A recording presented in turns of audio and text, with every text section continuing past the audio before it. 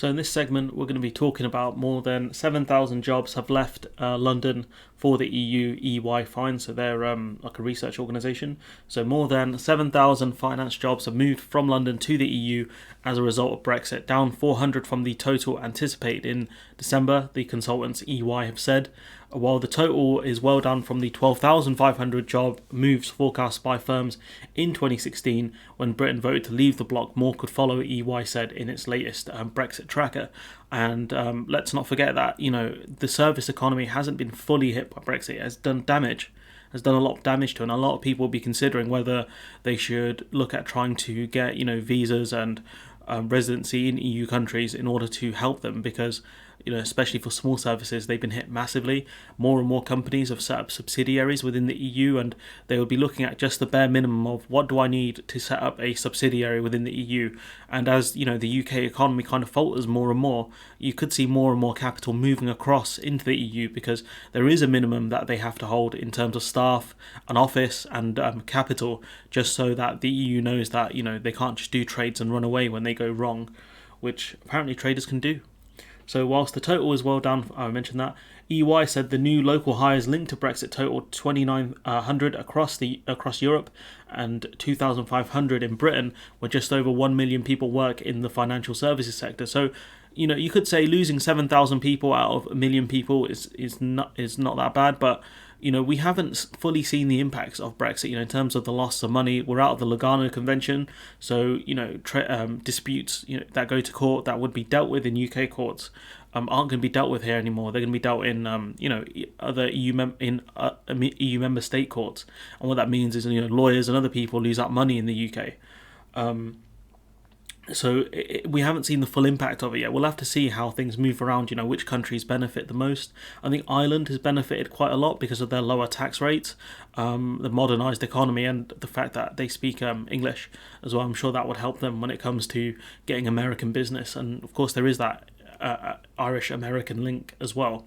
So further relocations could result from European Central Bank checks on whether Brexit hubs in the EU opened by banks that used London as their European base had sufficient staff to justify their new licenses. So we haven't seen a full move yet, because some of these companies still haven't got licenses to move. The Bank of England is scrutinising these to avoid banks in London being left with too few senior staff. So I think the Bank of England saying to these companies, you need to keep a certain amount of staff here, and the EU are saying, actually, you need to bring a certain amount of staff here, so we know, you're not going to run away when things go wrong. Dublin is the most popular destination for staff relocations and new hubs, followed by Luxembourg, Frankfurt and Paris. EY said Paris scored highest in terms of attracting jobs from London, which is semi-surprising to me. Don't know why, it just is. I don't really associate Paris with a trade, sort of a service kind of economy like that, but apparently it is a lot more to Paris than the Eiffel Tower, apparently. Totaling 2,800, followed by Frankfurt 1,800 and Dublin with 1,200. The transfer of assets from London to EU hubs remain about £1.3 trillion, which is crazy amounts of money.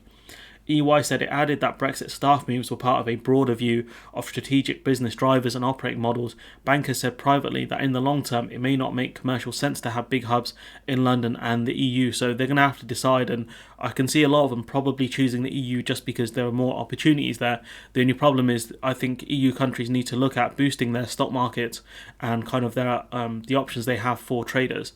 That's one of the things traders have talked about. Maureen McGuinness is on the job, so we'll see what she comes out with as we kind of further keep an eye on this stuff. But Brexit hasn't fully taken a hold yet. The EU banks and other things still have access to UK clearinghouses until 2025. So once that avenue's gone, we'll see them maybe move more money out of the UK or take other steps to move business out of the UK so they can continue doing trades in the EU. But I think the EU would have to boost their own clearinghouses, amongst other things, to kind of steal business away. We've seen more reports of kind of businesses leaving London, but not to go to the EU, but to go to New York, which would have a well-established, has well-established stock markets, amongst other things, other facilities that they can use. So that'd be interesting to see how much can the EU take away from London as opposed to the Americans, for example. It's still a loss for the UK. The EU aren't doing this out of spite. They're doing this so they can keep an eye on trades because, especially as the UK looks at deregulation, you've got to imagine if EU, banks or whatever do trades within the UK, something goes wrong because of our deregulated economy. What impact would that have on EU banks and other things? The financial crash, I think, wizened a lot of people, and it should have done, to the dangers of the financial sector and what they can do if you don't keep an eye on them. But yeah, some people said it would be a complete puncture in terms of for the financial sector. Other people said, it would be a slow puncture. Some people say it would be kind of a blast.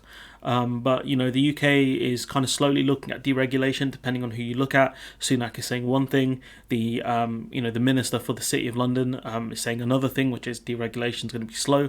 So we'll see what happens with that. But for now, you can see 7,000 staff have left their finance jobs in the UK and they've set up in the EU. It'd be interesting to see, there's kind of companies that wanted to set up shop within the EU. They can't look at, are they going to look at the UK still, or are they going to look at the EU countries now? Because now it's either or. Before it was, you can set up shop in both. By setting shop in the UK, you set up shop in the EU, but now it's, you either set up shop in one or the other, or you split your resources between the two, which isn't always ideal, because you have to shift money around, which can be problematic. But anyways, I'm going to leave it there. Let me know what you think in the comments below. Like, comment, share, subscribe. Support the channel on Patreon if you can. And hopefully I'll see you in the next one.